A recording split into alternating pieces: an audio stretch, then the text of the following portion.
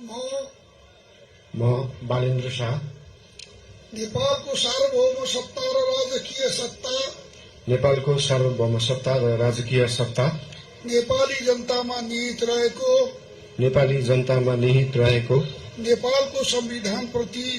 नेपालको संविधान प्रति पूर्ण वफादार रही सत्यनिष्ठापूर्वक प्रतिज्ञा गर्दै ईश्वर देश र जनताको नाममा शपथ लिन्छु कि प्रधानमन्त्री पदको जिम्मेवारी प्रचलित कानूनको पालना गरी मुलुक र जनताको भलो चिताई कसैको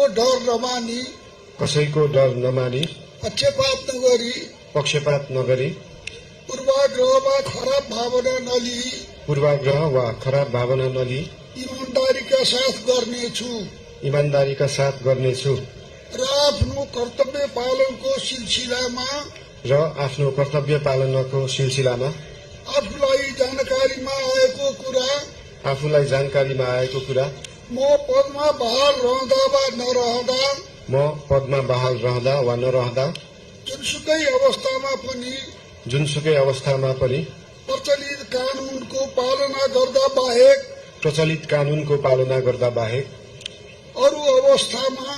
अरू अवस्थामा कुनै किसिमबाट पनि प्रकट वा संकेत गर्ने छैन। धन्यवाद। यसपछि नवनियुक्त सम्माननीय प्रधानमन्त्रीज्यूलाई आफ्नो आसनमा रही शपथ पत्रमा हस्ताक्षर गरिदिनु हुन अनुरोध गर्दछु।